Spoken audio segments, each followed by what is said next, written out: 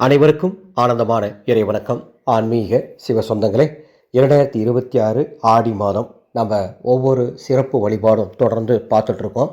அந்த வகையில் ஆடி மாதத்தின் 2ஆம் செவ்வாய் 28/7/2026 ஆடி 12 வீட்டில் மாவிளக்கு ஏற்றி அம்மனை வழிபடும் ஒரு எளிய வழிபாட்டு முறையை சொல்கிறேன். இந்த வழிபாடு உங்களது எல்லா கடனையும் தீர்க்கும். ஆடியோக்கு போகிறதுக்கு மேலே ஓர் அறிவிப்பு. 12/8/2026 ஆடி அமாவாசை. ராமேஸ்வரம் சென்று உங்களுடன் வாழ்ந்து மறைந்த முன்னோர்களுக்கு செய்ய வேண்டிய பித்ரு தர்ப்பண காரியங்களை செய்ய முடியாதவர்களுக்காக இந்த ஆண்டு அந்த சேவையை நாம் செய்கிறோம்.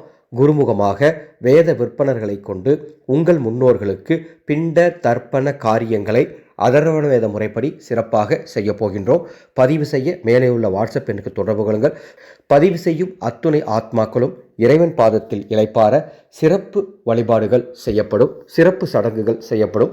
மற்றும் பதிவு செய்பவர்களுக்கு ராமேஸ்வர கோடி தீர்த்தமும் பாதாளலிங்கத்தில் வைத்து உயிரூட்டப்பட்ட கயிறு பிரசாதமும் அனுப்பி வைக்கப்படும். பதிவு செய்ய மேலே உள்ள வாட்ஸ்அப் எண்ணுக்கு தொடர்பு கொள்ளுங்கள்.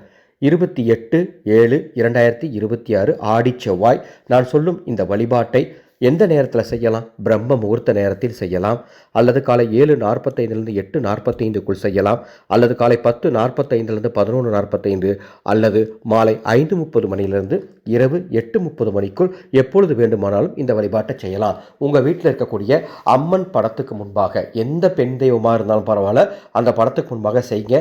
அல்லது கலசம் வச்சுருந்தீங்கன்னா அதுக்கு முன்னால் செய்யுங்க. அல்லது தீபம் ஏற்றி கூட இந்த வழிபாடு செய்யலாம். தீபம் ஏற்றுவதற்கு மாவிளக்கு பயன்படுத்த வேண்டும். மாவிளக்கு எப்படி செய்யணும்னு உங்கள் அத்தனை பேருக்கும் தெரியும். அவ்வாறு மாவிளக்கு செய்து அந்த மாவிளக்கில் நமது கைலாசா தீப எண்ணெய் இருந்தால் அதை ஊற்றுங்கள், அல்லது நெய் ஊற்றி தீபம் ஏற்றி அம்மன் படத்துக்கு முன்பாகவோ சிலைக்கு முன்பாகவோ அல்லது கலசத்துக்கு முன்பாகவோ வச்சிருங்க. ஒரு வாழை இலையில் வச்சுட்டு நெய்வேத்தியமாக நாட்டு சர்க்கரை போட்ட காய்ச்சிய பால், மீண்டும் சொல்கின்றேன், காய்ச்சிய பாலில் நாட்டு சர்க்கரை போட்டு கலந்து அதை நெய்வேத்தியம் வைத்து வாசனை பூக்களை கையில் வைத்து கொண்டு உங்களுக்கு தெரிந்த அம்மன் பாடல்கள், அம்மன் மந்திரங்கள் எது வேணால் சொல்லலாம். எதுவுமே தெரியலனா பரவாயில்ல, ஓம் சக்தி பராசக்தி என்று ஒரு 54 முறை சொல்லிட்டு இந்த ஆடி 2ஆம் செவ்வாய் மாவிளக்கு படைத்து அம்மனை வழிபாடு செய்துவிட்டால் பிறவி கடன் நீங்கும். பிறவி கடன் மட்டுமல்ல, மற்றவர்களிடம் வாங்கிய உங்களது பண தொடர்பான கடனும் நீங்கும். உங்களது கடமைகளையும் நீங்கள் விரைவாக முடிப்பீர்கள். அந்த அளவுக்கு அற்புதமான அருளை அம்மா ஆடி 2ஆம் செவ்வாய் மாவிளக்கு வைத்து வழிபாடு செய்யக்கூடிய குடும்பத்திற்கு வழங்குவாள். எனவே அனைவரும் இந்த வழிபாடு செய்ய முயற்சி பண்ணுங்க. மாவிளக்கு வழிபாடு என்பது அற்புதமான பலன்களை தரும் வழிபாடு. இந்த செய்தியை உங்களுக்கு தெரிந்த அத்துணை பேருக்கும் பகிர்ந்து கொள்ள வேண்டும் என்று அன்போடு கேட்டுக்கொள்கின்றேன். ஒரு அன்பு அறிவிப்பு. இந்த வருடம் வரலட்சுமி பூஜைக்கு வரலட்சுமி வெண்கல கலசம் நாம் கட்டி கொடுத்துட்ருக்கோம். 13 ஆகர்ஷண பொருட்களை கொண்டு அதர்வண வேத முறைப்படி கலசம் கட்டி நம்ம கொடுத்துட்ருக்கோம். இந்த கலசம் வாங்குற அத்தனை பேரையும் ஒரு வாட்ஸ்அப் குரூப் மூலமாக இணைத்து வரலட்சுமி பூஜை செய்யக்கூடிய நாளில் சொல்ல வேண்டிய மந்திரம் போற்றிகள் அனைத்தும் சொல்லித்தர போகிறோம். இந்த பூஜை எப்படி செய்யணும்னு தெளிவாக அந்த குழுவிலையும் சொல்லித்தர போகிறோம்.